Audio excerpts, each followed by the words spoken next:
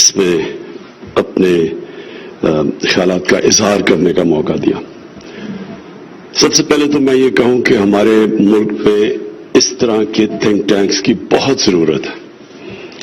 بدقسمتی سے جو ہم نے پاکستان کے ساتھ ہم بڑے ہوئے ہیں، ہم نے جو دیکھا کہ ہماری یہ بڑی اچھی کوالٹی کی پلاننگ کمیشن تھی 1960s کے اندر، اور اس پلاننگ کمیشن سے پاکستان کی جو پرابلی سب سے زیادہ اس ملک کی اکنامک ترقی بھی ہوئی، اور بلکہ دنیا میں ملیشیا جیسے، ساؤتھ کوریا جیسے ملک بھی پاکستان آئے اور انہوں نے پاکستان کو ایز اے ماڈل دیکھا۔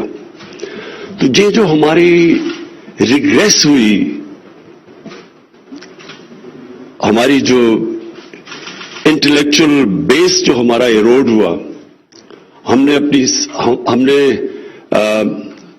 اپنی سبلیٹ کر دی اپنی انٹلیکچوئلزم اور اپنی تھاٹ پروسیس، اور ہم بالکل ایک ان اوریجنل قسم کے ملک بننا شروع ہو گئے۔ جب ہم جو باہر سے آئیڈیاز آتے تھے ان کو اڈاپٹ کر لیتے تھے، ہماری اپنی اوریجنل تھنکنگ ختم ہو گئی، کیونکہ جب آپ کے تھنک ٹینکس ہی نہ ہو تو آپ تو باہر سے آپ تو کبھی کسی آئیڈیا لیں گے باہر سے، جو بھی نئی ٹرینڈ چلے تو اس کے آپ غلام بن جاتے ہیں۔ تو اس کی بہت ضرورت ہے اس تھنک ٹینک کی، اور میں اس لیے کہتا ہوں کہ آپ کی یہ جو آنے والے دنوں میں اس ملک کو ضرورت ہے، کیونکہ میں چاہتا ہوں آپ ہمارے میڈیا کو بھی ایجوکیٹ کریں کہ جتنی زیادہ آپ ریسرچ کریں گے اور آپ کی ریسرچ کے بعد آپ اپنے پاکستان کا ویو پوائنٹ رکھیں گے دنیا کے سامنے، وہ آپ اپنے میڈیا کے سامنے بھی رکھیں گے، جو میں اپنے لوکل میڈیا کی بات کر رہا ہوں۔ کیونکہ میں دیکھتا ہوں پروگرامز کے اندر وہ ایک فریز ہے کہ ignorance makes the best argument, پتہ ہوتے ہیں لوگوں کو چیزوں کے اوپر بولتے جا رہے ہیں، اور وہ لوگوں کو بھی مسلیڈ کر رہے ہیں، اور پھر اس سے ملک کے اندر کوہیژن بھی نہیں آتی، کوئی نیشنل انٹرسٹ کا بھی سمجھ نہیں آتی کہ نیشنل انٹرسٹ ہے کیا۔ تو لہٰذا اس کی بہت ضرورت ہے، اور میں امید کرتا ہوں کہ آپ جس طرح آپ باہر سے بھی اسکالرس کو انوالو کر رہے ہیں، اور یہ آپ اس طرح کی ڈبیٹس کر رہے ہیں، اور جو آپ پیپر پروڈیوس کریں گے، میں امید کرتا ہوں کہ یہ انشاءاللہ آپ کا یہ گرو کرے گا، اور آپ بجائے یہ کہ ہمیں دنیا ڈیفائن کریں، ہم اپنے آپ کو ڈیفائن کریں۔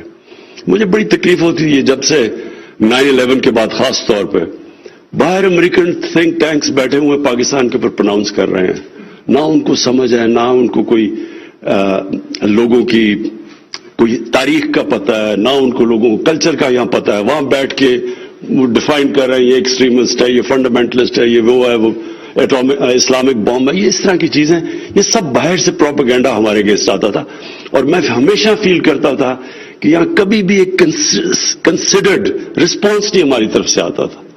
مختلف قسم کے رسپانسز آتے تھے۔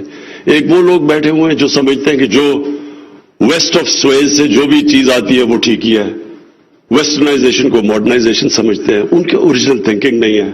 دوسری طرف ہمارے ریئیکشنریز ہیں جو ریئیکٹ کرتے ہیں کہ کوئی بھی چیز ویسٹرن ہو اس کو ریجیکٹ کر دیتے ہیں۔ تو کیوں؟ اور وہ اس لیے ہے کہ ہمارا اپنا اوریجنل تھاٹ ایوالو ہی نہیں کیا، ڈیولپ ہی نہیں کیا، اور ہمارے ڈفرینٹ سٹینڈز آتے رہے ہیں۔ یہ جو میں نے رحمت اللہ عالمین اتھارٹی بنائی ہے، اس کا مقصد ہی یہ ہے کہ کسی کو کوئی وہ اسلام کو وہاں بیٹھ کے کہتے ہیں کہ پاکستان سب سے زیادہ خطرناک دنیا میں ملک ہے، یہاں ایکسٹریمسٹ کو کانسنٹریٹ کر لیتے ہیں ایکسٹریم فیکشن سوسائٹی میں، اور سارے ملک کو ڈیفائن کر دیتے ہیں اس سے۔ میں جب پہلی دفعہ انگلینڈ گیا تو وہاں ایک ہوتے تھے سکن ہیڈز، وہ جس ایشین کو پکڑتے تھے اس کو مارتے تھے، ان کو ابیوز کرتے تھے، سب کو پیکیز کہتے تھے۔ تو اگر میں انگلینڈ کو ڈیفائن کر دیتا ہوں سکن ہیڈ سے تو وہ تو پھر اور ہی کوئی ملک نکلا تھا۔ حالانکہ اس ملک میں بہت ٹالرنس ہے، ان کے اندر بڑے انلائٹنڈ سوچ ہے، بڑے ٹالرنٹ لوگ ہیں، لیکن ان کے ایکسٹریم سے اگر میں ملک کو ڈیفائن کروں تو وہ تو اور ہی شکل نکلائے گی۔ ہماری بدقسمتی ہے کہ ہمارے ایکسٹریمز کو سامنے رکھ کے سارے ملک کو ڈیفائن کر دیتے ہیں، کیونکہ ہم اپنے آپ کو ڈیفائن نہیں کرتے۔ تو اس لیے رحمت اللہ عالمین اتھارٹی بھی بنائی ہے اسکالرز کی، پاکستان کے اسکالرز، باہر انٹرنیشنل بڑا زبردست کام ہو رہا ہے اسلام کے اوپر۔ تو ہم ایک ویل تھاٹ آؤٹ اپنا ویو دیں کہ ہمارا ہے کیا، یہ اسلام کے نام پہ ملک بنا تھا تو کیا ہے ہمارا اسلام۔ تو اس لیے تھنک ٹینکس کی ضرورت ہے اور اس لیے آپ کی اس ملک کو بہت ضرورت ہے. یہ جو آپ نے پیس کی بات کی کہ پیس اور پراسپیرٹی یہ ساتھ ساتھ جاتے ہیں، لیکن میں ایک ہسٹری کا اسٹوڈنٹ ہوں. میری ایک کنسیڈرڈ ویو ہے کہ جب بھی جنگوں سے مسئلے حل کیے گئے ہیں ہمیشہ مس کیلکولیشن ہوتی ہے، اور اس کے ساتھ اس میں ہمیشہ جو فیصلے کرتے ہیں جنگ سے مسئلہ حل کرنے کے لیے ان کے اندر دو کوالٹی ضرور ہوتی ہیں. ایک تو وہ تاریخ سے سیکھتے نہیں ہیں، انہوں نے تاریخ پڑھی نہیں ہوتی دنیا کی، اور دوسرا ان کو تکبر ہوتا ہے اپنے ہتھیاروں پہ. یہ دو وجہ سے مس کیلکولیشنز ہوتی ہیں. آپ کہیں بھی دیکھ لیں، تاریخ اٹھا کے دیکھ لیں، زیادہ تر یہ مس کیلکولیشنز کی وجہ سے جنگیں چند ہفتے، ہمیشہ ورڈ ہوتا ہے کہ یہ چند ہفتے کی جنگ ہے اور وہ پھر جنگ چلتی جاتی ہے. یہ افغانستان میں دیکھ لیں، ہمارے اپنے ملک میں دیکھ لیں، ہم نے جب ملٹری آپریشنز کیا، یہ ابھی دیکھ لیں یہ جو ایتھیوپیا نے ٹیگرے کے اندر وہ کیا، خود اس کے پرائم منسٹر اور میں اس کو جانتا بھی ہوں اچھی طرح، کہتے یہ چند ہفتے کی بات ہے. تو آج دیکھیں کہ وہاں کتنا بڑا ہیومینیٹیرین کرائسس ہوا. سو میرا یہ کنسیڈرڈ اوپینین ہے کہ جنگوں سے جو بھی مسئلہ حل کرنے کی کوشش کرتا ہے وہ بالکل اور نہ اس کو تاریخ کا پتہ ہوتا ہے اور وہ انسانیت کا نہیں سوچتا، کیونکہ اتنی زیادہ ابھی افغانستان میں سفرنگ دیکھیں آپ کتنی ہے.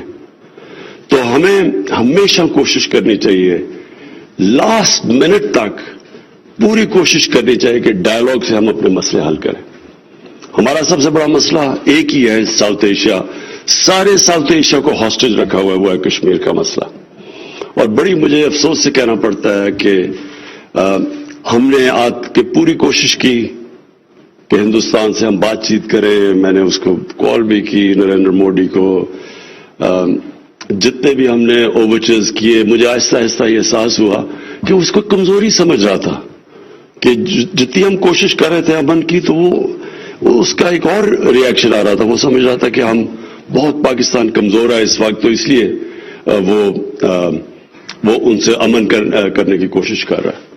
اور بدقسمتی سے دوسری چیز یہ کہ ایک ہمارا ایک نارمل ہندوستان کی حکومت سے ہمارا ان سے انٹریکشن نہیں ہو رہا تھا. ایک آئیڈیالوجی کے خلاف آئیڈیالوجی سے ہمارا مقابلہ ہو رہا تھا جو آر ایس ایس ہے.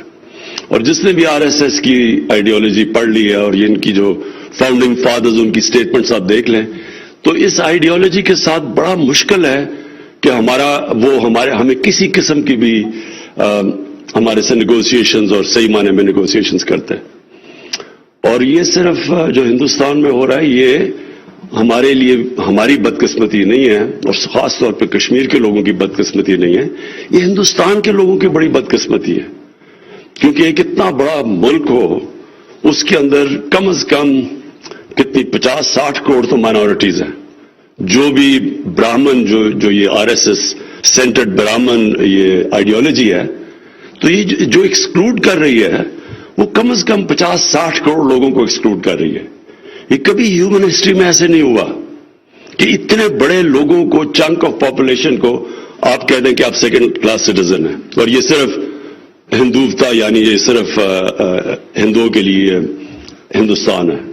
تو اس کے بڑے سویر جو ریپرکشنز ہیں وہ ہندوستان کی سوسائٹی کے لیے ہیں، ہمارے لیے تو ہیں ہی، اور کشمیر کے لیے جس طرح میں نے کہا کہ وہ جو ان کا ظلم سہ رہے ہیں، لیکن ہندوستان کے لیے اس کے آگے ٹائم بتائے گا کہ ان کے لیے بہت مشکل وقت سامنے ہے.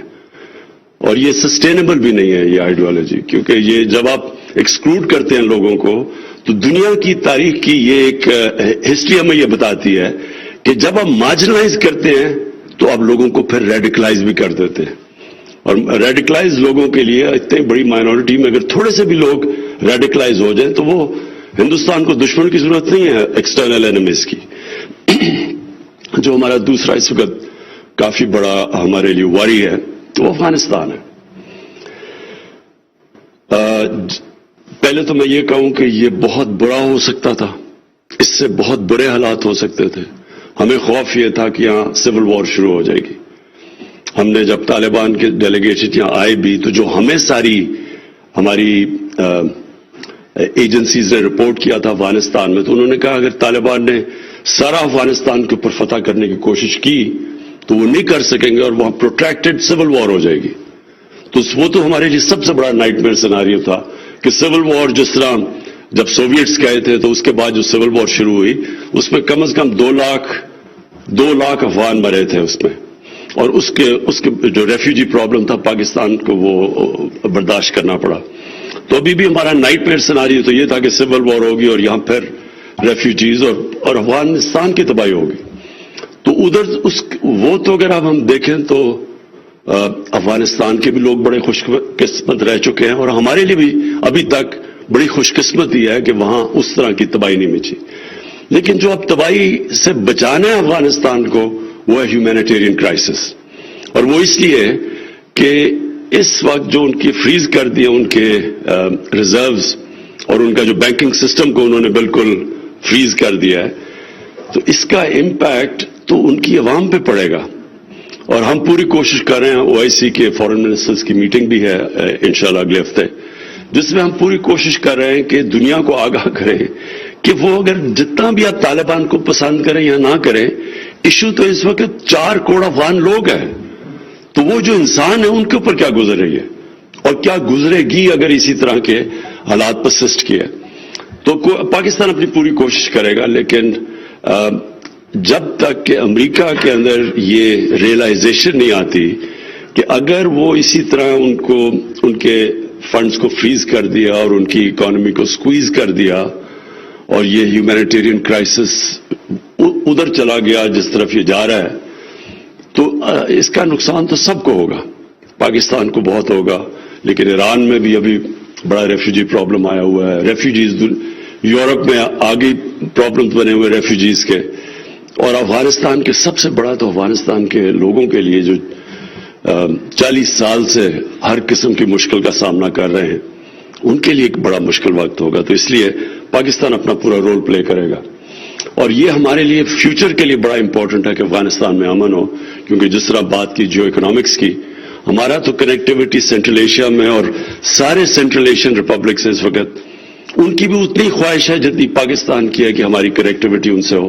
وہ سب چاہتے ہیں کہ پاکستان کو استعمال کریں اور یہاں سے ان کی ٹریڈ جائے گوادر کے تھرو. تو وہ بھی سب انٹرسٹڈ ہیں، ہمارے معاہدے بھی ہو گئے ہیں، لیکن بیچ میں افغانستان میں امن کی شدید ضرورت ہے یہ کنیکٹیوٹی کے لیے. اور جو تیسری چیز سی پیک ہمارے لیے ایک زبردست اپرچونٹی ہے اور ہم اس کا فائدہ اٹھا رہے ہیں. لیکن جو ہمیں ایک دیکھنا ہے آگے کہ یہ جو جس طرح شاہ جی نے ریفر کیا، یہ جو کولڈ وار کی طرف سچویشن جا رہا ہے اور بلاکس بن رہے ہیں،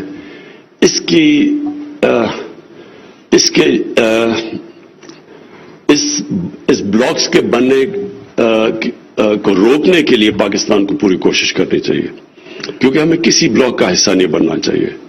یہ جو پہلے کولڈ وار تھی اس سے بھی دنیا کو بڑا نقصان ہوا، اور یہ جو اب بننے جا رہی ہے کولڈ وار، اس سے بھی پاکستان ہم وہ ملک نہیں چاہتا کہ جو پھنس جائے اسی، جس طرح ہم پچھلی باری حصہ بنے تھے کولڈ وار میں. ہم چاہتے ہیں کہ ہم اگر لوگوں کو اکٹھا کریں. ہم نے پوری کوشش کی جب سعودی عربیہ اور ایران کا سٹینڈ آف تھا تو پاکستان نے بڑا رول پلے کیا اور اپریشیٹ کیا گیا دونوں ملکوں نے کہ ہم نے وہ ایک بڑا کرٹیکل فیز تھا جدھر ان کے اندر کانفلکٹ ہو سکتی تھی. تو ہم نے اپنی پوری کوشش کی اور انہوں نے اپریشیٹ بھی کیا. ہم یہ بھی چاہتے ہیں کہ اب یہ جو امریکہ اور چائنا کے بیچ میں یہ جو کولڈ وار ہے، پاکستان نے جس طرح 1970 میں اوپن کیا تھا چائنا امریکہ کے لیے، اسی طرح ہم ابھی بھی کوشش کرتے ہیں کہ ہم کسی طرح یہ جو ان کے فاصلے بڑھتے جا رہے ہیں اس کو روکیں. اگر ٹریڈ کے اندر کمپٹیشن ہے وہ تو ہمیشہ رہی ہے دنیا کی تاریخ میں، لیکن یہ اس سے آگے اس طرف نہ چلے جائے جس طرح کی سوویت یونین اور امریکہ اور ویسٹرن کنٹریز کے بیچ میں تھی. آخر میں کلائمیٹ چینج کی بات کرنا چاہتا ہوں. ہماری گورنمنٹ پہلی گورنمنٹ تھی جس نے اس کو فلیگ کیا جب ہم نے 2013 میں پختونخوا میں فیصلہ کیا بلین ٹری سونامی کا. تب سے پتہ چلنا شروع ہو گیا تھا، سائنس آ گیا تھا پاکستان میں کہ گلوبل وارمنگ سے ہمالیہ کے جو گلیشیئرز ہیں وہ پگھلنا شروع ہو گئے، تو اور پھر گلیشیئر لیکس بننی شروع ہو گئی ہے. اور دیہات میں جو لوگ رہتے تھے اور میری طرح کا جو کہ زیادہ ٹریکنگ اور شوق تھا دیہات میں جانے کا اور پہاڑوں پہ جانے کا، تو ہمیں تو سائنس 20 سال پہلے شروع ہو گئے تھے آنے کہ موسم گرم ہونا شروع ہو گیا، لیکن تب کوئی اتنا سیریس نہیں لیتا تھا اس کو. پاکستان میں تو کبھی کوئی کسی نے سوچا بھی نہیں تھا کہ یہ کتنی بڑی تھریٹ آگے آ رہی ہے. اور پاکستان ان 10 ملکوں میں سے ہے جو سب سے زیادہ ونربل ہے کلائمیٹ چینج. اور ایکچولی ہندوستان بھی بہت ونربل ہے، کیونکہ جو وہاں بھی جو انڈو گینجیٹک پلین ہے اس کے اندر تو زیادہ پانی تو گلیشیئر سے آتا ہے، تو وہاں بھی بڑی ونربلٹی. اور ہمالیہ کے جو گلیشیئرز ہیں وہ زیادہ تیزی سے پگھل رہے ہیں بنسبت جو کاراکورم کے گلیشیئرز ہیں. تو ہمارے تو جو آدھے سے زیادہ پانی آتا ہے وہ کاراکورم اور سلیمان رینج سے آتا ہے. تو ہندوستان میں تو ان کا سارا ہی ہمالیہ سے پانی آتا ہے گلیشیئرز کے اندر.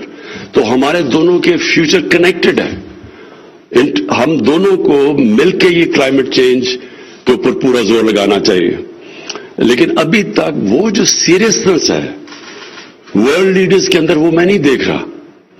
اور وہ اس لیے نہیں دیکھ رہا کیونکہ ان کے جو کمرشل انٹرسٹ ہیں وہ کلیش کر رہے ہیں جو کہ سٹیپس چاہیے کلائمیٹ چینج کو روکنے کے لیے. یہ بڑا ایک مسئلہ بنا ہوا ہے کہ وہ ان کے لیے، اور میں سمجھتا ہوں کہ ہمارے لیے بھی یہ سارا ڈے ٹو ڈے پرابلمز آتے ہیں کہ آپ نے ایک طرف اپنے لوگوں کو روزگار بھی دینا ہے، آپ نے اپنی اکانومی کا بھی دھیان رکھنا ہے. تو آپ اگر وہ سٹیپس لیں گے ہندوستان میں تو ان کی پتہ نہیں کتنی بجلی کوئلے سے بنتی ہے. پاکستان میں تو منسکیول ہے، ہم تو سب سے کم کنٹریبیوٹ کر رہے ہیں ایمیشنز کے لیے، لیکن ہندوستان میں تو بہت زیادہ ان کی بجلی کوئلے سے بنتی ہے. تو وہ سارا وقت پھر یہ بیلنس کرنا پڑ رہا ہے کہ اگر ہم یہ سٹیپس لیتے ہیں تو یا بے روزگاری ہو جائے گی، لوگ ہیں ڈیموکریٹک گورنمنٹ سے ہماری گورنمنٹ خطرے میں آ جائے گی. یہ ساری جگہ پہ یہ پرابلم بنا ہوا ہے. لیکن اگر آپ سٹیپس نہیں لیتے تو دنیا کو آپ مشکل میں ڈالنے لگے آگے، اور بڑے سیویئر کانسیکوینسز ابھی سے نظر آ گئے کلائمیٹ چینج کے، جو کہ ویدر پیٹرنز چینج ہو گئے ساری دنیا میں. تو اس میں ہم کم از کم پاکستان اپنی پوری کوشش کر رہا ہے، اور ہم نے جو سٹیپس لیے ہیں وہ ساری دنیا کے اندر اپریشیٹ ہوئے ہیں. لیکن یہ جو ریجن ہے یہ کریکٹڈ ہے. جس طرح بھی اعزاز صاحب آپ نے بات کی، ریجنز ڈیولپ ہوتے ہیں، صرف ملک نہیں ڈیولپ ہوتا. تو ہماری یہ ریجنز کے اندر 2 پرابلم ہیں. ایک تو ہم بالکل پولیٹیکل ڈفرینسز کی وجہ سے ٹریڈ بڑی کم ہے، کانفلکٹ کی وجہ سے ٹریڈ کم ہے. دوسرا جو آگے کلائمیٹ چینج ہے اس میں بھی ہم کنیکٹڈ ہیں. تو اس لیے ہم دعا کرتے ہیں کہ ایک دن ہندوستان میں ایسی حکومت آئے جس سے ہم لاجک سے اور سینٹی سے بات چیت کر سکے اور اپنے مسئلے حل کر سکے. اور ہمارا مسئلہ صرف کشمیر کا ہے، اور کشمیر کا مسئلہ بھی بندوقوں سے اور بم سے نہیں حل ہونے لگا، یہ صرف ڈائلاگ سے حل ہوگا. اور اس کا حل ہے ہی پولیٹیکل ڈائلاگ. اور اس کے اور جو بھی کوشش کر رہا ہے ہندوستان کے بندوق کے زور سے اور جو وہ اسٹرانگ آرم ٹیکٹکس کر رہے ہیں اور ظلم کر کے کشمیریوں کو دبا رہے ہیں، یہ کبھی بھی کامیاب نہیں ہوگا. آپ ایک پاپولیشن کے اگینسٹ کبھی جیت نہیں سکتے. اگر پاپولیشن کے اگینسٹ جیت سکتے تو امریکہ افغانستان میں جیت چکا ہوتا. اس سے طاقتور فوج تو کبھی آئی نہیں ہے دنیا کی تاریخ پہ. اس لیے ہم امید رکھتے ہیں کہ ہندوستان میں ایک ایسی گورنمنٹ آئے گی جس کے ساتھ ہم بیٹھ کے ڈائلاگ ٹیبل پہ اپنا کشمیر کا مسئلہ حل کریں، اور اس کے بعد پھر جوائنٹلی کئی چیزیں ہم فائٹ کر سکتے ہیں. جو پولوشن ہے لاہور میں، جو جتنا مرضی آپ لاہور میں کچھ کر لیں، لیکن وہ جو آپ سیٹلائٹ سے دیکھ لیں کہ وہ تو دلی سے لے کے سارے پنجاب سے پورا ایک پولوشن کا کور آ گیا.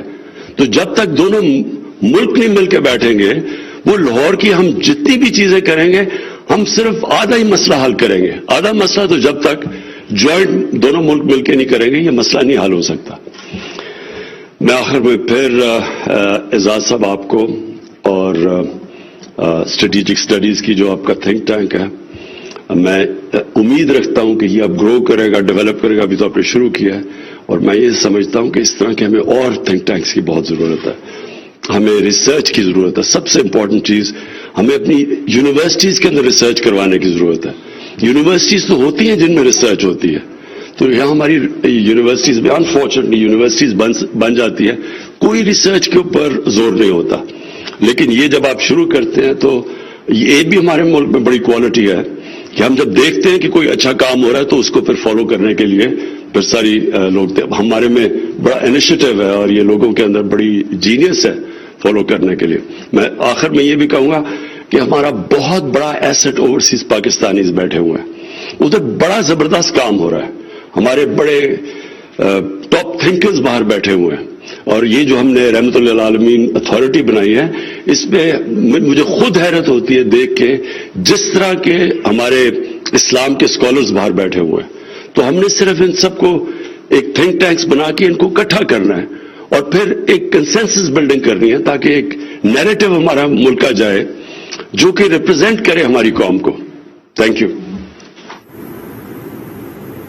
وزیر اعظم عمران خان اسلام آباد میں تقریب سے خطاب کر رہے تھے. کہنا ان کا یہ ہے کہ دنیا پر ایک بار پھر سرد جنگ کا خطرہ ہے, بلاکس بن رہے ہیں, پاکستان کو ان بلاکس کی تشکیل کو روکنے کی کوشش کرنا ہوگی. اس صورتحال میں پاکستان غیر جانبدار رہے گا. کہا کہ وہ کسی بلاک کا حصہ نہیں بنے گا. وزیر اعظم نے واضح کیا کہ کشمیر بندوق سے نہیں مذاکرات سے حل ہو.